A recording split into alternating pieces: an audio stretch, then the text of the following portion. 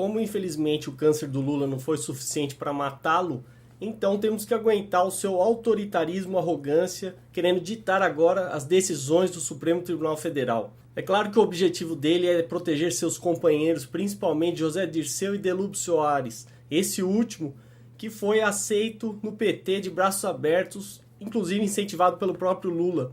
Agora, o que eu não vi ninguém comentar é que o próprio presidente do Supremo Tribunal Federal, o ministro Aires Brito, que foi indicado pelo Lula, deu uma entrevista para a Folha, tem um vídeo aqui no YouTube, onde ele diz claramente que se o processo do Mensalão não for julgado até o final de junho, ficará para 2013. Segundo Aires Brito, não é conveniente, as mesmas palavras do Lula, que o processo do Mensalão seja julgado junto com o processo eleitoral. Aí eu pergunto, desde quando o STF tem que parar de julgar processo só por causa de eleição? E para piorar, no mesmo vídeo, Aires Brito diz que no final muitos podem pegar apenas pena alternativa, ou seja, uma grande pizza onde todos saem felizes. Talvez Delúbio tenha razão, dizendo que o Mensalão será a piada de salão. E o tempo todo, apesar deles tentarem garantir que o STF não sofre pressão de lugar nenhum, ninguém se lembra daquela notícia de 2007, onde o ministro Lewandowski, que é o revisor desse processo e que está segurando esse processo para não ser julgado agora, disse que todo mundo votou em 2007 para, no caso do recebimento da denúncia do Mensalão, com a faca no pescoço. Então, tem ou não tem pressão? Agora, só para recapitular a trajetória do Lula, eu lembro que em 94, na época do Plano Real, Lula foi contra o plano, o único plano que deu certo no Brasil. Na cabeça do Lula, ele acha certo é voltar às tentativas fracassadas do Sarney, plano cruzado e não sei o que, Collor, fiscalizando poupança. Se dependesse do Lula, a gente estaria ferrado até hoje. Lembrando que o Plano Real foi o único que conseguiu estabilizar a economia e baixar a inflação. Em 98, Lula foi contra a privatização da telefonia. Também, ainda que você possa fazer críticas, pois essa privatização não foi totalmente completa, não promoveu ampla concorrência, o Estado ainda controla, né, e regula o mercado, é muito melhor do que a antiga estatal, as antigas estatais. Ou quem prefere voltar no tempo e pagar quase R$1.000 por uma linha telefônica, ou ficar 3 meses esperando. As pessoas vendiam linhas telefônicas. E o Lula, é claro, né, quis ressuscitar a Telebrás. É sempre no sentido contrário ao que a humanidade está caminhando. E como o Lula é especialista em defender tudo que é pior, atrasado, todos os tipos de besteiras que existem, em 2000 ele foi contra a lei de responsabilidade fiscal. Hoje você tem estados e municípios inadimplentes com a lei de responsabilidade fiscal. Imagine sem essa lei então.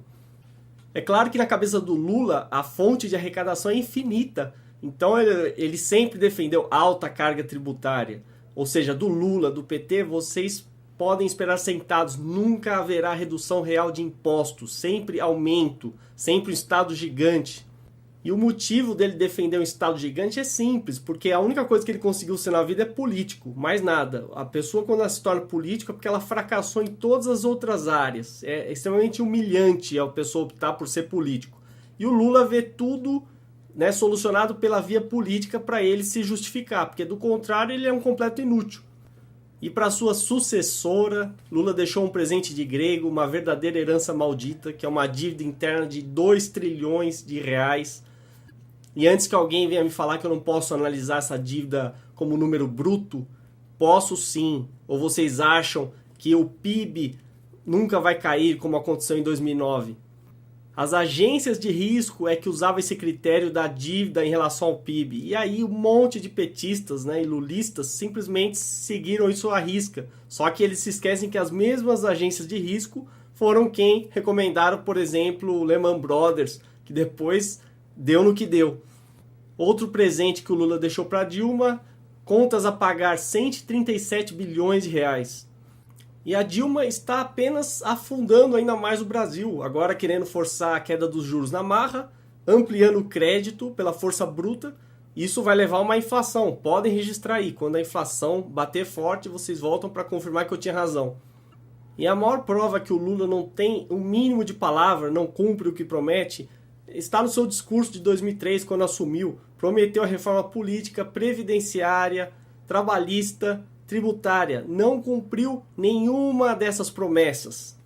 E ninguém pode alegar que ele não teve chance, porque se ele é supostamente o presidente mais popular, teve altíssimos índices de aprovação, ele aprovaria o que ele bem entendesse. Aí no mesmo governo Lula, o mote era, vamos ter que comprar caças. Aí ele queria os caças Rafale da França. Só que o detalhe que ninguém fala, é tão incompetente a Dassault, que é a fabricante dos Rafale, que ela não conseguiu vender para nenhum país do mundo. Apenas a França comprou esses caças. Inclusive ela disse que se ela não conseguir vender para o Brasil, vai ter que parar a produção. Lula também deixou para o último dia do seu mandato, né, garantir o refúgio de Cesare Battisti, o terrorista que matou 4 pessoas na Itália. E agora tem até RG, como todo brasileiro, vivendo livre, leve e solto, tranquilamente no Brasil. É claro que isso é condizente com a forma que ele pensa, afinal ele apoia todo tipo de ditadura, cubana, a Coreia do Norte, o Irã, a Líbia, né, o Gaddafi, seu líder, amigo, irmão, né, que felizmente já foi morto, Síria, instalou embaixada em Mianmar, na Coreia do Norte também. E toda aquela mentira do Fome Zero, aqueles programas assistencialistas, não resultaram em nada. 17 milhões e meio de miseráveis, 14 milhões de analfabetos. E o Bolsa Família, por exemplo, não tem porta de saída. As pessoas continuam dependendo desse programa e o programa continua aumentando o número de beneficiários. Olha esse dado, hoje 3 em cada 10 brasileiros, 30% da população depende de esmola ou esmola governamental. E depois ainda tem gente que fala em milagre econômico. Outra coisa que o Lula sempre falou de boca cheia, os petistas repetem, é que o Brasil pagou a dívida com o FMI. E muitas vezes, por desonestidade intelectual, eles dizem que pagou a dívida externa, que é uma grande mentira. A verdade é que eles trocaram uma dívida com o FMI, que poderia ser paga a um prazo muito maior a juros menores, por uma dívida interna a ser paga a um prazo menor a juros maiores. Ou seja, só poderia sair da cabeça do Lula. E para qualquer um, basta ir no site do Banco Central e consultar o atual valor da dívida externa, 297 bilhões de dólares. Somente o Lula é capaz de aumentar o número de funcionários para o dobro de funcionários que o Obama tem, ou seja, mente de megalomaníaco. É um sujeito que não tem o menor apreço, né, o cuidado, o zelo com o dinheiro público. Afinal, TCU já fez diversos alertas sobre obras do PAC, obras superfaturadas da Petrobras, inclusive, que Lula mandou seguir. E ele se acha tão importante, né, o verdadeiro rei da nação, que gastou 20 milhões só para fazer a campanha de despedida, como se isso fosse necessário, dinheiro jogado fora. Gastou, inclusive, 10 mil reais com uma banda de choro. E todos os vícios possíveis e imagináveis Lula sempre cultivou, dando passaporte diplomático para sua família. Seu governo teve a proeza de, em 2010, bater recorde em gasto do cartão corporativo.